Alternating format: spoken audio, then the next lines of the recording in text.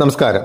നമ്മൾ ഗ്രോ ബാഗിൽ നട്ട ഇഞ്ചി നല്ല ആരോഗ്യത്തോടെ വളർന്നു വന്ന് നല്ല ഫലം കിട്ടാൻ വേണ്ടിയിട്ട് പറ്റുന്ന ഒരു കാര്യത്തെപ്പറ്റി ഇന്ന് സംസാരിക്കുന്നത്. നമ്മൾ നടീൽ മിശ്രിതത്തോടൊപ്പം തന്നെ കരിയില കമ്പോസ്റ്റ് നല്ലൊരു മീഡിയ ആയിട്ട് സ്വീകരിക്കുക.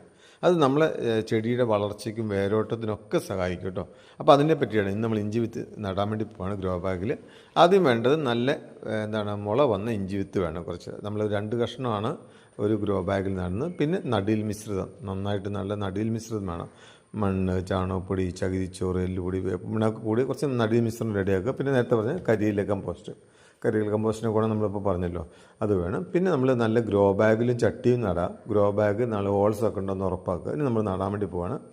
ആദ്യം ചെയ്യേണ്ടത് ഏറ്റവും അടിയിൽ ഒരു ലെയറിൽ മണ്ണ് വിതറുക. ഒരു 2 പാത്രം മണ്ണ് വിതറുക. അതിന് മുകളിൽ വീണ്ടും കുറച്ച് കരിയില കമ്പോസ്റ്റ് അങ്ങിങ്ങായിട്ട് വിതറി കൊടുക്കുക. അങ്ങനെ ഒരു 3 ആവർത്തിയെങ്കിലും ലെയറായിട്ട് ഇട്ട് നോക്കിയേ, നിങ്ങൾക്ക് നല്ല ഫലം കിട്ടും. അതിനുശേഷമാണ് പിന്നെ നമ്മൾ ഇഞ്ചി വിത്ത് നടാൻ വേണ്ടി പോകുന്നത്. ആദ്യം സൈഡുകളൊന്നും മടക്കുന്നതല്ല കേട്ടോ. സൈഡുകളൊന്നും മടക്കി കഴിഞ്ഞ ശേഷം, കാരണം നമ്മളൊരു 60% മിശ്രിതം നിറച്ചാൽ മതി ഗ്രോ ബാഗിൽ. പിന്നെ ടൈം ബീയിങ്ങിൽ പിന്നീട് വളമൊക്കെ കൊടുക്കുമ്പോൾ കൂടുതൽ മിശ്രിതം കൂട്ടി കൊടുത്താൽ മതി. അപ്പോൾ ഇനിയിപ്പോൾ നമ്മൾ ഇഞ്ചി വിത്ത് നടാൻ വേണ്ടി, ഇഞ്ചി വിത്ത് എന്ന് വെച്ചാൽ 2 കഷ്ണം ഇഞ്ചി വിത്ത് നട്ടാൽ മതി. ഒരു 30-40 ഗ്രാമിൽ 2 കഷ്ണം ഇഞ്ചി വിത്ത് അങ്ങേയറ്റത്ത് ഇങ്ങേയറ്റത്ത് തീർത്ത് അറ്റത്ത് വെക്കേണ്ട, ലേശം കൂടെ മാറ്റിയിട്ട്. ഇനി തീരെ ചെറുതാന്ന് തോന്നിക്കാൻ വേണം ഒരു ചെറിയ കഷ്ണം കൂടെ വെച്ചേക്കണം.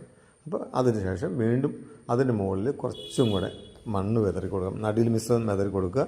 പിന്നെ നമ്മൾ കുറച്ച് തണുപ്പ് കിട്ടാനും വേരോട്ടം കിട്ടാനൊക്കെ കുറച്ച് ഏറ്റവും മുകളിൽ കുറച്ചും കൂടെ കരിയില കമ്പോസ്റ്റ് ഇടുക.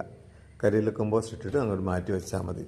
അപ്പോൾ ഒരു വീട്ടിലേക്ക് ഒരു 4-5 ഗ്രോ ബാഗ് ഉണ്ടെങ്കിൽ നമുക്ക് ഒരു വർഷത്തേക്കുള്ള ഇഞ്ചിയാവും. സത്യം പറഞ്ഞാൽ ഇഞ്ചി കൃഷിയെ പറ്റി ഇഞ്ചി തീർച്ചയായിട്ടും നമ്മൾ വീടുകളിൽ തന്നെ ചെയ്യണം. കാരണം ഇത് ഉപകാരപ്രദമായ വീഡിയോ ആണ്, നിങ്ങൾ എല്ലാവർക്കും ഷെയർ ചെയ്യുക. കാരണം അമിതമായ രാസകീടനാശിനി അടിച്ചിട്ടാണ് ഈ അന്യ സംസ്ഥാനങ്ങളിൽ നിന്നാണ് ഇഞ്ചി വരുന്നത്. കാരണം കേരളത്തിൽ ഇഞ്ചി ഉൽപ്പാദനം വളരെ കുറവാണ്, പുറത്തുനിന്നാണ് അധികം വരുന്നത്. അവിടുത്തെ കർഷകരൊക്കെ പറയുന്നത് കേൾക്കാറുണ്ട്, ഈ വാണപ്പുഴു പോലത്തെ രോഗങ്ങൾ വരുന്നതാണ്, പെട്ടെന്ന് സ്പ്രെഡാകും, ഏക്കർ കണക്കിന് സ്ഥലത്തേക്ക് ആയിരിക്കും. അതുകൊണ്ട് തന്നെ ഓടി വന്നിട്ട് അമിതമായ വലിയ ഡോസ് കൂടിയ കീടനാശിനി കടിച്ചിട്ടാണ് ഇതിനെ പ്രതിരോധിക്കുന്നത്.